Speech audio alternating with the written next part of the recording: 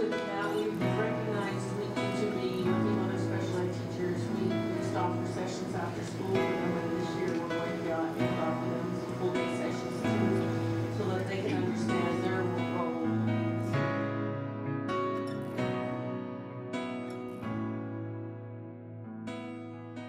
I am a learning support teacher in Lethbridge School District 51 at a small elementary school on the north side of Lethbridge. One of the things I was asked to talk about is how my roles and responsibilities in my school have changed over the course of the last couple of years. Initially, when I started out at Buchanan School, I was a resource room teacher focusing on pull-out programming, IPP support, meetings with parents regarding students with disabilities, resource rooms reports specifically in the area of language arts and literacy.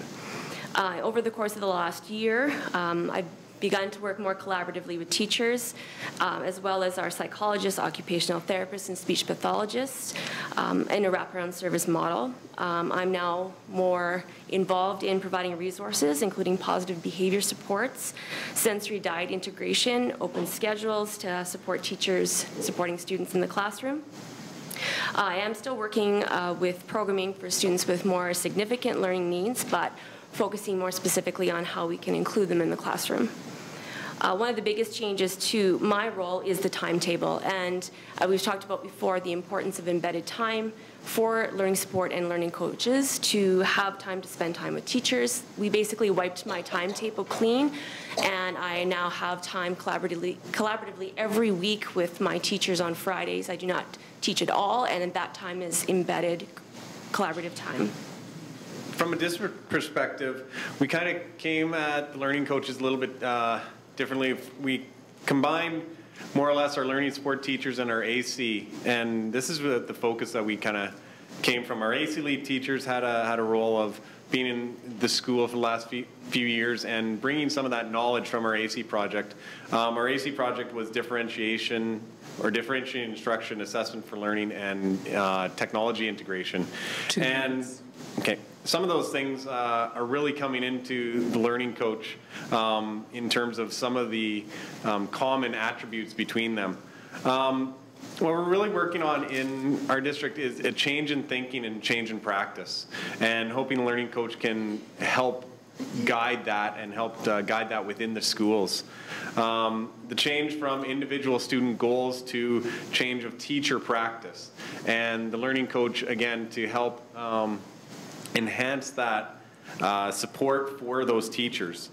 Part of the process so far, we've talked to a number of different groups. In fact, we started with our educational assistants, and we've moved on to our administrations, our learning support teachers, and our teachers are actually the last group that we haven't actually addressed yet. And it is a process. We are just kind of at the beginnings of this stage, and we're moving forward, taking steps, and our teachers, both our learning support teachers, both our administration, and our teachers within our district are on a huge continuum, and we're trying to get everybody kind of more to a common ground.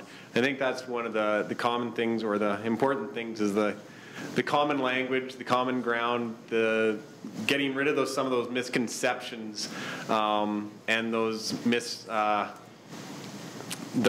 misinformation that people are getting, mixed messages and all of that. So some of the roles and responsibilities that have changed as we move to a more inclusive environment for students have been that our teachers have learned through our coaches that we're moving from changing students to changing teacher practice and changing the environment.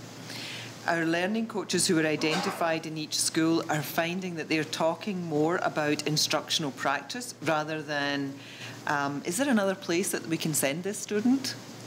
And the coaches have learned that they need to differentiate what they're doing with each teacher, that not every teacher that they're working with is ready for the same support. So some teachers, they want a resource provider, some teachers want a mentor, some teachers want someone to help them with assessment.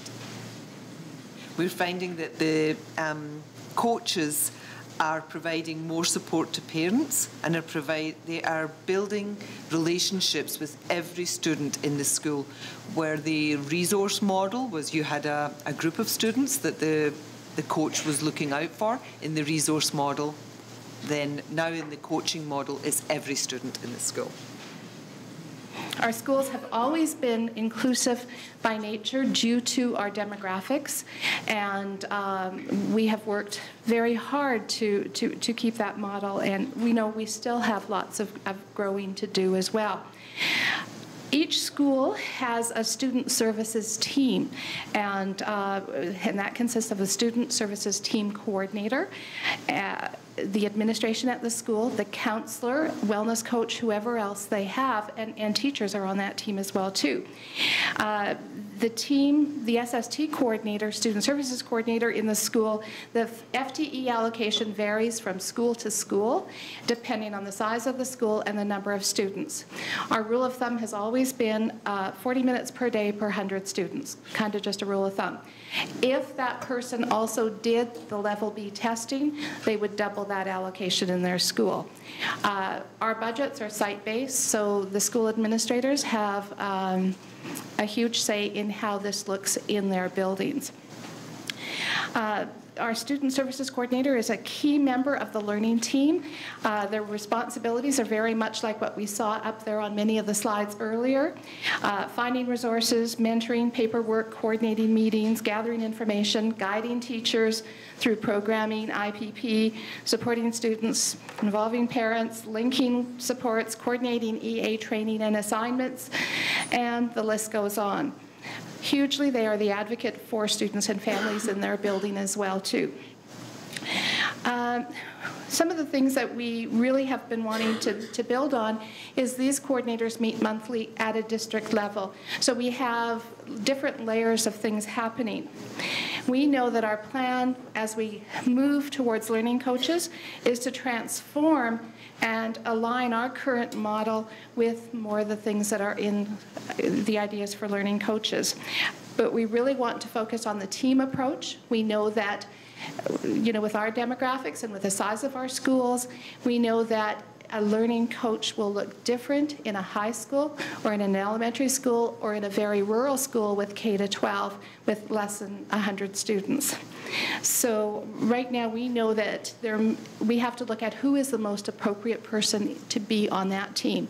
And sometimes our student services coordinator fits that role very nicely, but along with other key teachers or experts in the building as well too. So the expertise needs to come from their team. We're looking at moving towards an increased focus on building capacity in teachers and staff, but we really want to target the collaborative approach. Other building blocks that we have had to build on were some of our AC focus has been on instructional strategies and assessment. So all of these layers fit together nicely. It's like connecting the dots